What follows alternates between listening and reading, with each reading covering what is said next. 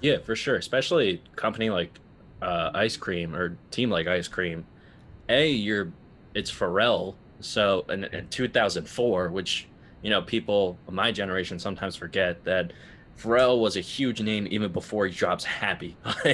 Yeah. So it's like there's that attention, but also at the same time, it's something completely new, especially a company that you're partnering with like Reebok.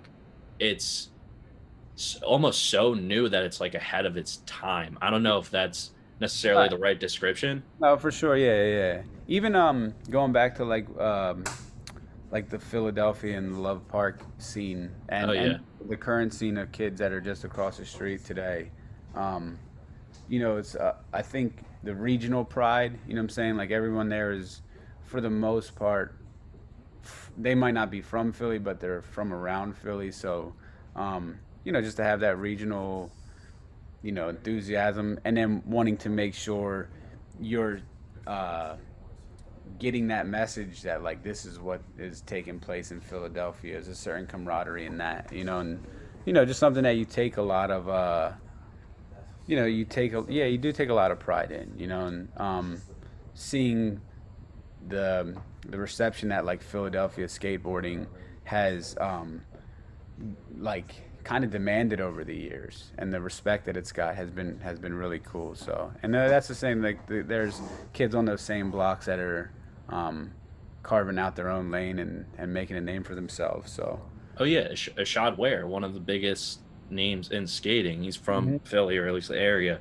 Um, and it took like I didn't even realize how big of a skating scene Philly had. Like my brother would tell me all the time over the years, "Hey, like Philly's one of the biggest skating communities ever." But it never really clicked with me until I started going with him to the parks and started going into the city a little bit. I think we went to Love Park like one time before they shut it down in 2016, yep, but I could be mistaken there, but yeah, like skating to me is almost like it's one of the biggest, like most beloved sports outside of the professional teams that we have. yeah. If like there's just nothing like it.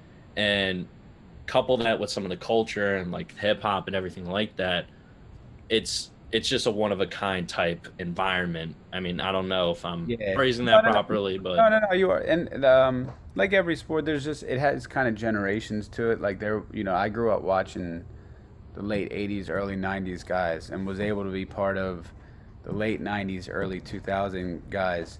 mhm. Um, and following that, like 2005 to 2010 had its own class of kids, and 2010 to I think Love Park shut down in 2016. Yeah, Um, because it was like that whole new renovation and everything like that. So yeah, I feel like there's these 5 to 10 year gaps and windows that like a new class of kids come and go in, and yeah, each one's equally as impressive and has been cool to watch. So So you talked about like 80s, 90s, early 2000s guys.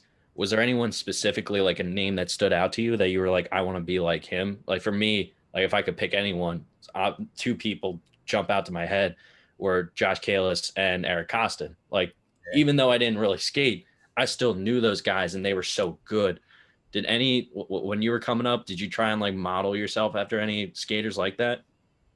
Not yeah, yeah, absolutely. I mean, Ricky Oyola and Stevie Williams, those two were both like the big name guys that were in Center City. So I always, to me, it was always cool to think there's these two guys that are so prominent in this industry, and growing up in Norristown, they're so close. So they kind of gave me a sense of like, yeah, for sure, motivation and inspiration. And you're just like an impressionable kid, so you're seeing how they skate and how they dress, and wanting to be like them to a certain degree. So yeah, absolutely. Yeah. Yeah, exactly. And were there any specific spots that you were going to? Like, I know you mentioned Norristown didn't have much of a local scene, but like, were there any spots that you just remember as a kid? You were like, I'm gonna somehow figure out a way to get this spot down and just master it. Yeah, like like the Norristown courthouse was kind of like in our minds we would make it our little love park, or even like Norristown High back in the day. Um, Hmm. the setup there was almost we were kind of tripped that it was like this almost looked like it was built to be a skate park. Um, But then yeah, and then we make our way downtown, and we would just just kind of just venture out and explore. You go all the way down Yeah. Market, you go all the way down, Broad Street, go all the way to West Philly, go up north all the way up to Temple. Um, so and that's the great thing about skating is that you can just kind of explore and go about. You don't really even need to have necessarily like it's nice to have a hub like a Love Park, um, but you can just go and see what you can find. Exactly. And I think that's, you don't really see that other than like basketball, maybe, where a kid could just pick up a ball, find a court, and do whatever. But Mm, now I think, considering how much social media has just changed the world exponentially, like the skate, how to get your name out in the skating world is so much different. yeah, And I kind of talked to, I interviewed AJ Cohn, who is a freestyle skater from the Philly area, and he was talking about, there are pros and cons like anything else to it, pretty much. Do you see it as a similar way that kids can upload um, like a 15-second clip and somehow that makes its way to Nike SB or whatever company? Like, do you think that's good, or do you think that skaters should like save that stuff, instead make a longer project? Because that's another common criticism I've yeah. heard. I don't really know which. I can't say which way is right or wrong. It's like for me growing up, um, getting in the magazines was like a big deal. And Yeah. there was a certain process that went with getting to meet the photographers, actually shooting with them, getting the film process, shipping the film, and then an editor actually wanting to use the photo.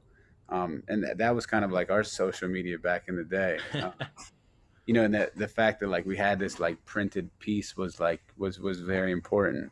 Um, was it a much longer process, and did it take a lot more time, and like you needed more stars to align? Um, for sure, yeah. So but yeah, for these kids, it is like, and I get it as someone like when you're young and hungry and you're enthusiastic and you want to get your ideas out there.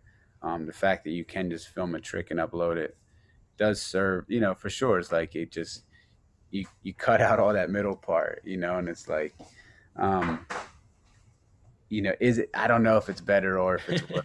You know, No, um, it definitely